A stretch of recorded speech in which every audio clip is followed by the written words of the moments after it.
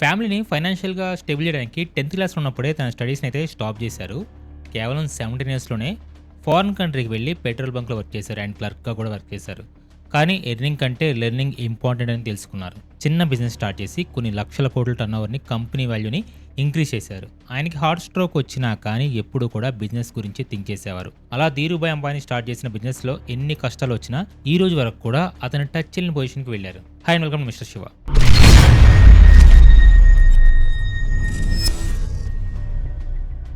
ధీరుభాయ్ అంబానీ గారు డిసెంబర్ 28, 1932న గుజరాత్‌లోని చోర్బాడ్ అనే విలేజ్‌లో జన్మించారు. అంబానీ ఫ్యామిలీ అంటే ఇప్పుడు ఒక బ్రాండ్ అండ్ రిచ్‌నెస్‌కి కేర్ ఆఫ్ అడ్రస్ అనుకోండి. బట్ వాళ్ళు వచ్చింది కూడా ఒక పూర్ బ్యాక్‌గ్రౌండ్ నుంచే. తినడానికి కూడా సరైన తిండి ఉండేది కాదు. రీజన్ ధీరుభాయ్ ఫాదర్‌కి టోటల్‌గా 5 చిల్డ్రన్ ఉన్నారు. అంటే 5 మంది పిల్లలున్నారు. అందులో ధీరుభాయ్ గారు థర్డ్ పర్సన్. ఆయన ఫాదర్ నేమ్ వచ్చేసి హీరాచంద్ అంబానీ. ఈయన ఒక స్కూల్ టీచర్. సాలరీ కూడా చాలా తక్కువే అనుకోండి. వచ్చే మనీతో హౌస్ రన్ అవ్వడం చాలా కష్టంగా ఉండేది. అండ్ ప్రెజెంట్ ఉన్న స్కూల్ టీచర్స్ కూడా శాలరీస్ తక్కువే అనుకోండి. ఇంకా 1930స్‌లో అంటే వచ్చే మనీతో బేసిక్ నీడ్స్ కూడా దొరకడం ఇంకా కష్టం. అండ్ వాళ్ళ మదర్ వచ్చేసి హౌస్ వైఫ్. అంటే టోటల్‌గా 7 మెంబర్స్ ఆయనతో కలిపి వచ్చిన శాలరీతో లైఫ్‌ని లీడ్ చేయాలి. అంటే ఫైనాన్షియల్‌గా వాళ్ళు ఎలాంటి పొజిషన్‌లో ఉన్నారో మనకి అర్థం అవుతుంది. అయితే ఇప్పుడు మనం టోటల్ ఫోకస్ ధీరుభాయ్ అంబానీ గురించే మాట్లాడుకుందాం. ఎందుకంటే ఈ రోజు అంబానీ అనే పేరు అంత ఫేమస్ అవ్వడానికి రీజన్ ఆ రోజు ఆయన తీసుకున్న రిస్క్ అండ్ స్ట్రాంగ్ డెసిషన్స్ మాత్రమే. డే బై డే ఇంట్లో సిచ్యువేషన్ కూడా చాలా క్రిటికల్‌గా మారుతుంది. ఎందుకంటే వాళ్ళందరూ కూడా చదువుకునే ఏజ్ తప్ప జాబ్ చేసే ఏజ్ కాదు. అదే టైంలో ధీరుభాయ్ గారు కూడా తన 10th క్లాస్ ఎగ్జామ్స్ రాసి ఇంకా మనం ఫ్యామిలీకి ఫైనాన్షియల్‌గా సపోర్ట్ చేయాలి. నాకి తోడుగా ఉండాలి. లేదంటే ఇంకా చాలా ప్రాబ్లమ్ ఫేస్ చేయాల్సి వస్తుందని ఒక డెసిషన్ అయితే తీసుకున్నారు. అదే ఆయన స్టడీస్‌ని 10th తర్వాత క్విట్ చేయడం. మనందరికీ ఉన్న ఒక భ్రమ ఏంటంటే చదువుకున్నడే ప్రపంచాన్ని లీడ్ చేయగలడు అని. బట్ ఎంతోమంది చదువుకున్న వాళ్ళకి లైక్ టాప్ ఇంజినీర్స్ అండ్ ప్రొఫెషన్స్‌కి ఓన్లీ 10th కంప్లీట్ చేసిన పర్సనే జాబ్స్‌ని ప్రొవైడ్ చేసే రేంజ్‌కి వెళ్ళాడు. ఎప్పుడైతే స్టడీ స్టాప్ చేశాడో పకోడీ సేల్ చేయడం స్టార్ట్ చేశారు. అప్పుడప్పుడు చిన్న చిన్న వెజిటేబుల్స్ సేల్ చేయడం కూడా ట్రై చేశారు. బట్ అదంతా వర్క్ అవ్వలేదు. ఇలా కంటిన్యూ అయితే ఇంకా ఎప్పటికీ ఇదే పొజిషన్‌లో ఉంటామని ధీరుభాయ్ అంబానీ గారికి అర్థమైంది. అందుకే అతను మళ్ళీ ఇంకో డెసిషన్ తీసుకున్నారు. ఆ టైంలో తన ఎల్డర్ బ్రదర్ యెమెన్ కంట్రీలో వర్క్ చేస్తున్నారు. సో అక్కడికి వెళ్ళి ఏదో ఒక జాబ్ చేయాలని డిసైడ్ అయ్యారు. అలా తన బ్రదర్ దగ్గరికి వెళ్ళి తన ఫ్యామిలీ కోసం ఒక పెట్రోల్ బంక్‌లో వర్క్ చేశారు. అక్కడికి తన సాలరీ వచ్చేసి 300 పర్ మంత్. బట్ ఆ మనీ అక్కడ ఉన్న ఎక్స్‌పెన్సెస్‌కి సరిపోతుంది తప్ప సేవింగ్ చేయడానికి కానీ, ఇంటికి సెండ్ చేయడానికి కానీ ఆ మనీ సరిపోవట్లేదు. అందుకే ఆ జాబ్ కాకుండా మళ్ళీ ఒక క్లర్క్‌గా ఇంకో కంపెనీలో కూడా జాయిన్ అయ్యారు. బట్ అయినా కానీ ఆ మనీ కూడా ఫైనాన్షియల్‌గా స్టేబుల్ అవ్వడానికి సరిపోవట్లేదు. బట్ ఇక్కడ ధీరుభాయ్ అంబానీకి ఒక ఐడియా అయితే వచ్చింది.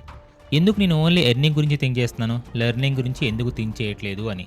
ఆ థాట్ వచ్చాక పెట్రోల్ పంప్ దగ్గర వర్క్ చేస్తూ, క్లర్క్‌గా చేస్తూ ట్రేడింగ్ ఎలా ఉంటుంది, బిజినెస్ ఆపరేషన్స్ ఎలా చేయాలని అండ్ గ్లోబల్ మార్కెటింగ్ సిస్టమ్స్ ఎలా ఉంటాయని బిజినెస్‌కి రిలేటెడ్ అయిన ప్రతి విషయం చాలా డీటెయిల్డ్‌గా అర్థం చేసుకోవడానికి ట్రై చేశారు.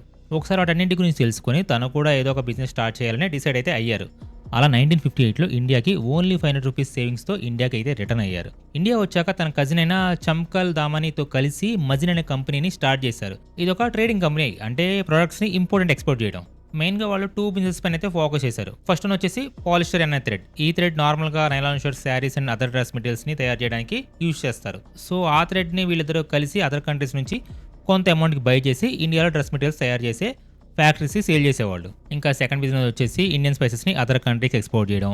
మన ఇండియా అంటే స్పైసెస్‌కి కేర్ ఆఫ్ అడ్రస్ కదా. ఫారెన్ నుంచి వచ్చే చాలా మంది ఇండియాలో ఏం నచ్చిందని అడిగితే ఫస్ట్ ఇండియన్ ఫుడ్ అనే చెప్తారు. దానికోసం మన ఇండియా ఫుడ్‌లో యూజ్ చేసే స్పైసెస్ అది కాబట్టి పెప్పర్, యాలకులు వీటితో పాటు ఇంకా చాలా రకాల స్పైసెస్‌ని ఎక్స్‌పోర్ట్ చేశారు. ఇంత పెద్ద థాట్ వచ్చిందంటే ఖచ్చితంగా పెద్ద ఆఫీస్‌గా ఒకటి బిల్డ్ చేసి ఆపరేషన్స్ అన్నీ కూడా చేస్తున్నారు అనుకోవచ్చు. బట్ అంత రిచ్‌గా అయితే స్టార్ట్ చేయలేదు. ముంబైలో ఒక 350 స్క్వేర్ ఫీట్ స్పేస్‌లో ఉన్న ఒక సింగిల్ ఫోన్, ఒక టేబుల్ అండ్ ఒక 3 చైర్స్ అండ్ 2 అసిస్టెంట్స్ అంటే వాళ్ళ ఆఫీస్ జస్ట్ అందనమాట. బట్ వీళ్ళిద్దరి పార్ట్నర్‌షిప్‌లో కొన్ని డిఫరెన్స్ రావడం స్టార్ట్ అయ్యాయి. ఎందుకంటే వాళ్ళిద్దరి mind sets and business thoughts వేరుగా ఉన్నాయి. దామని మైండ్ సెట్ ఎలా ఉంటుందంటే చాలా కేర్‌ఫుల్‌గా ఉండాలి. ఎక్స్‌ట్రా స్టాక్‌ని అనవసరంగా బై చేసి మనీని వేస్ట్ చేయకూడదని అంత అతని planning. But Dhirubhai Ambani mind set అతనితో కంపేర్ చేస్తే చాలా రిస్కీ టేకింగ్ అనమాట. అతను ముందే ఎక్స్‌ట్రా స్టాక్స్‌ని బై చేయడం, వాటి ప్రైసెస్ ఇప్పుడు కాకపోయినా ఫ్యూచర్‌లో ప్రైస్ ఇంక్రీజ్ అయినప్పుడు వాటిని సేల్ చేసి ఎక్కువ ప్రాఫిట్ ఎర్న్ చేద్దాం. సో ఇక్కడ వీళ్ళిద్దరికీ ఇలా డిఫరెంట్ థాట్స్ వల్ల క్లాషెస్ అయితే వచ్చాయి. ఇంకా వాళ్ళిద్దరికీ పార్ట్నర్‌షిప్ 1960లో అయితే బ్రేక్ అయింది. బట్ ధీరుభాయ్ అంబానీ తను అనుకున్నది సాధించాలంటే రిస్క్ తీసుకోవాలని పట్టుదలతో అయితే ఉండేవాళ్ళు. అందుకనే ఎవరు సపోర్ట్ చేయకపోయినా సోలోగా బిజినెస్ అయితే రన్ చేశారు. అండ్ అతని బిజినెస్ పేరు వచ్చేసి రిలయన్స్ కమర్షియల్ కార్పొరేషన్ పేరు పెట్టారు. పేరు చేంజ్ చేసినా కానీ సేమ్ బిజినెస్‌ని అతనైతే రన్ చేశారు. అలా అతనికి అసలు ఎలా చేయాలి బిజినెస్ అనే ఒక ఐడియా అయితే వచ్చింది. ఆ నమ్మకంతోనే 1966లో ఒక బిగ్ స్టెప్ అయితే తీసుకున్నారు. ఇప్పటివరకు మనం స్టాక్‌ని ఫ్యాక్టరీస్‌కి ఇంపోర్ట్ అండ్ ఎక్స్‌పోర్ట్ చేస్తున్నాం. అసలు మనమే ఎందుకు ఫ్యాక్టరీని స్టార్ట్ చేయకూడదని ఒక ఓన్ ఫ్యాక్టరీని అయితే స్టార్ట్ చేశారు. అలా అహ్మదాబాద్లో ఒక ఫ్యాబ్రిక్ బ్రాండ్ని స్టార్ట్ చేశారు. ఆ బ్రాండ్ పేరే విమల్. అప్పట్లో ఈ బ్రాండ్ చాలా పాపులర్. దీంతో డిఫరెంట్ టైప్స్ ఆఫ్ డ్రెస్ మెటీరియల్స్ని అయితే తయారు చేశారు. బట్ ఇదేమీ అంత ఈజీగా అయితే అవ్వలేదు. ఒక బిజినెస్ స్టార్ట్ చేయాలంటే ఖచ్చితంగా గవర్నమెంట్ పర్మిషన్ నెసరీ. దానికోసం బిజినెస్కి సంబంధించిన అప్రూవల్స్ అండ్ లైసెన్స్ అన్నీ కూడా రిసీవ్ చేసుకోవడానికి చాలా టైం పట్టింది. మెటీరియల్స్ని ఇంపోర్ట్ చేయాలి అన్నా, ఫ్యాక్టరీస్ని బిల్డ్ చేయాలి అన్నా, గూడ్స్ని సేల్ చేయాలన్నా ప్రతి చోట కూడా అతను స్టాప్ చేయడానికి ప్రయత్నించేవాళ్ళు. శివాజీ మూవీ చూసే ఉంటారు కదా, అందులో రజనీకాంత్ గారిని ఎంత ట్రబుల్ చేశారో సేమ్ అంతకు మించిన ప్రాబ్లమ్స్ని ధీరుబాంబైని అయితే ఫేస్ చేశారు. కొన్నిసార్లు మంత్స్ ఆర్ ఇయర్స్ వరకు పర్మిషన్ వచ్చేవి కాదు. అయినా సరే ఎక్కడా కూడా కాన్ఫిడెన్స్ అయితే లాస్ అవ్వలేదు. సో లంచం అయితే ఇవ్వమని గవర్నమెంట్ ఆఫీసర్స్ అయితే అతని పైన ప్రెషర్ పెట్టేవాళ్ళు. లేదంటే నువ్వు చేసే ఏ పని కూడా ముందుకు వెళ్ళదని ఇండైరెక్ట్గా వార్నింగ్ కూడా ఇచ్చేవాళ్ళు. ఈ టెక్స్టైల్ మార్కెట్లో ఆల్రెడీ ఒక మంచి పేరున్న బాంబే డ్యాంగ్ లాంటి పెద్ద పెద్ద కంపెనీస్ కూడా ధీరుబాంబానికి అడ్డొచ్చారు. ఎందుకంటే మార్కెట్లో కొత్త వాళ్ళు వచ్చి వాళ్ళ బిజినెస్ డ్యామేజ్ చేస్తే వాళ్ళు ఎందుకు చూస్తూ ఊరుకుంటారు చెప్పండి. అండ్ చాలామంది కూడా తన బిజినెస్ ఆపరేషన్స్ని స్టాప్ చేయడానికి ట్రై చేశారు. మార్కెట్లో అతని బ్రాండ్ సక్సెస్ అవ్వకుండా చేయడానికి 1 కాదు 2 కాదు చాలా ప్లాన్స్ అయితే వేశారు. బట్ ఇవన్నీ కూడా ధీరుభాయ్ అమ్మాయి ఎత్తుకి పై ఎత్తు వేసుకుంటూ చాలా క్లెవర్గా వాటన్నిటిని ఓవర్కమ్ చేసి స్ట్రాంగ్గా నిలబడ్డారు. ధీరుభాయ్ వేసిన ప్లాన్స్కి తన ఆపోజిట్ కూడా ఎవ్వరూ కూడా నిలబడలేకపోయారు. Smart thinking, bold decisions, low cost operations and small ఇన్వెస్టర్స్తో స్ట్రాంగ్ కనెక్షన్ని బిల్డ్ చేసుకుని రిలయన్స్ కంపెనీని పీపుల్స్ కంపెనీగా చేంజ్ చేశారు. అంటే ఇండియాలో ఉన్న ప్రతి ఒక్క పర్సన్కి అతని కంపెనీ పైన ట్రస్ట్ని బిల్డ్ అయ్యేలా చేశారు. వేరే కంపెనీస్తో కంపేర్ చేస్తే క్లాతింగ్ విషయంలో క్వాలిటీని ఇంప్రూవ్ చేసి కాస్ట్ని రెడ్యూస్ చేసేవాళ్ళు. మనకి ఆఫర్స్, డిస్కౌంట్స్ అంటే వెళ్ళి మరీ బై చేస్తాం కదా, అది క్వాలిటీ లేకపోయినా. అలాంటిది క్వాలిటీ ప్రొడక్ట్స్ విత్ లో కాస్ట్ అంటే ఎవరికైనా కొనకుండా ఉండగలరా? అట్రాక్ట్ అవ్వకుండా మోపగలరా? సో అలా అందరికీ ఈ కంపెనీ పైన ఒక నమ్మకం అయితే బిల్డ్ అయింది. టెక్స్టైల్స్లో ఇక ధీరుభాయ్ నెంబర్ 1గా నిలబడ్డారు. అయిపోయింది, సాధించేశారు, ఇక నన్ను ఎవరూ పట్టుకోలేరనే థాట్ అయితే ఆయనకి రాలేదు. ఎందుకు మనం ఎక్కడితో ఆగిపోవాలి, ఇంకా దీనికి బియాండ్గా ఎందుకు థింక్ చేయకూడదని ఇంకొక స్ట్రాంగ్ డిసిషన్ అయితే తీసుకున్నారు. 1980s టైంలో రిలయన్స్ అనేది ఎనర్జీ బిజినెస్లో కూడా అడుగుపెట్టింది. దానికోసం ఆయన ఒక ఓన్ ఆయిల్ రిఫైనరీ అయితే స్టార్ట్ చేశారు. అంటే అదొక huge factory. Black and thick ఆయిల్ని ఎర్త్ నుంచి తీసుకుని క్లీన్ చేసి ప్రాసెస్ చేస్తారు. అలా క్లీన్ చేసిన ఆయిల్ని పెట్రోల్కి, డీజిల్కి, కుకింగ్ గ్యాస్కి, ప్లాస్టిక్స్ అండ్ క్లాత్స్ని తయారు చేయడానికి యూజ్ చేసే కెమికల్ని క్రియేట్ చేసేవాళ్ళు. అప్పట్లో ఇదంత ఈజీ విషయం అయితే కాదు. ఎందుకంటే ఈ ఆయిల్ అండ్ గ్యాస్కి సంబంధించిన ఎలాంటి విషయాలైనా ఓన్లీ గవర్నమెంట్కి సంబంధించిన కంపెనీస్కి మాత్రమే చూసుకునేవి. బట్ ప్రైవేట్ కంపెనీస్ మాత్రమే వీటికి చాలా దూరంగా ఉండేవి. ఎందుకంటే ఇదంతా కూడా చాలా రిస్క్తో కూడుకున్న పని, పైగా చాలా ఎక్స్పెన్సివ్. ఇదంతా కూడా మనకి ఎందుకని మ్యాక్సిమం ఎవరు కూడా ఈ మ్యాటర్లో అయితే హ్యాండ్ పెట్టేవాళ్ళు అయితే కాదు. బట్ ధీరుభాయ్ అంబానీ థాట్స్ అయితే వేరు. అలానే అతను రిలయన్స్ కంపెనీ నెగ్లెక్ట్ చేయలేదు. Asia, Europe and north America లాంటి 50 కంట్రీస్కి పైగా తన కింగ్డమ్ని ఎస్టాబ్లిష్ చేశారు.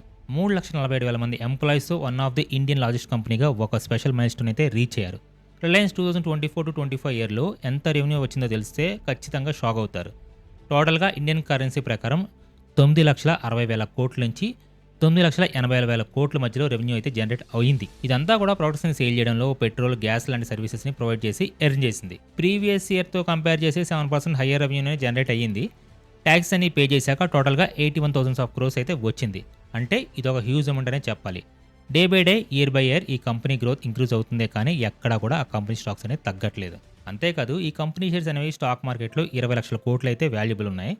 అంటే ఇప్పుడు మీరు ఆ కంపెనీని బై చేయాలంటే మీ దగ్గర 20 లక్షల కోట్లు ఉండాలి. ఇలా అతను తన ఫ్యామిలీ కోసం స్టార్ట్ చేసిన ఒక చిన్న కంపెనీ ఇప్పుడు ఎంతో మంది ఫ్యామిలీస్కి అన్నం పెడుతుంది.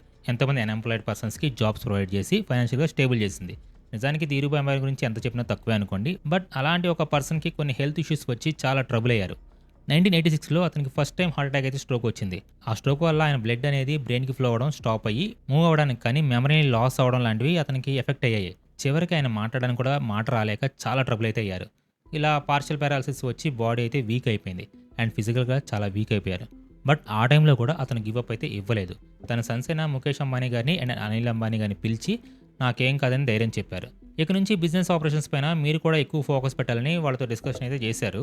అలా వాళ్ళు బిజినెస్ రిలేటెడ్ విషయాలు అయితే చూసుకునేవాళ్ళు. ధీరుభాయ్ అంబానీ కూడా తన హెల్త్ పైన అయితే ఫోకస్ పెట్టారు. మంచి డైట్ తీసుకుంటూ మెడిసిన్ని డైలీ స్టాప్ చేయకుండా యూజ్ చేసేవాళ్ళు. అలా కొన్ని రోజుల్లోనే అతను నార్మల్ కండిషన్ అయితే వచ్చేసారు. మళ్ళీ అతను ఫోకస్ బిజినెస్ పైనే చేశారు. నేను ఎఫెక్ట్ అయినా కానీ బిజినెస్ అనేది రన్నింగ్కి స్టాప్ అయితే అవ్వకూడదు. సక్సెస్ఫుల్గా రన్ అవ్వాలని న్యూ ఐడియాస్ని ఇన్వెంట్ చేస్తూ బిజినెస్ని ఎవరు కూడా అందుకులేని పొజిషన్లో పెట్టారు. ముఖేష్ గారికి అండ్ అనిల్ గారికి కూడా బిజినెస్ గైడెన్స్ ఇస్తూ బిజినెస్ స్ట్రాటజీస్ కూడా ఎక్స్ప్లెయిన్ చేశారు. అలా ఆల్మోస్ట్ ఫస్ట్ స్ట్రోక్ వచ్చినా కానీ లైఫ్ని అయితే కంఫర్టబుల్గా అయితే లీడ్ చేశారు. బట్ మన రాత ఎక్కడి వరకు ఉంటుందో అక్కడ వరకే మనకి పవర్ అయినా బ్యాంక్ బ్యాలెన్స్ అయినా ఉంటుంది. ఇక్కడ కూడా అదే జరిగింది. జూన్ 24, 2002న మళ్ళీ అతనికి ఇంకొక స్ట్రోక్ అయితే వచ్చింది. ఈసారి అది చాలా సీరియస్‌గా వచ్చింది. ముంబైలోని బ్రీచ్ క్యాండీ హాస్పిటల్‌లో జాయిన్ అయ్యారు. ఆల్మోస్ట్ 2 వారాల వరకు ఆ హాస్పిటల్‌లో ఉండి ప్రాణాలతో అయితే పోరాడి చనిపోయారు. డాక్టర్స్ అయితే అతన్ని బతికించడానికి చాలా ట్రై చేశారు. బట్ టైం వచ్చేసింది. జూలై 6, 2002న నిద్రలోనే ఆయన చాలా పీస్‌ఫుల్‌గా చనిపోయారు. అతనికప్పుడు 69 ఇయర్స్ అనమాట.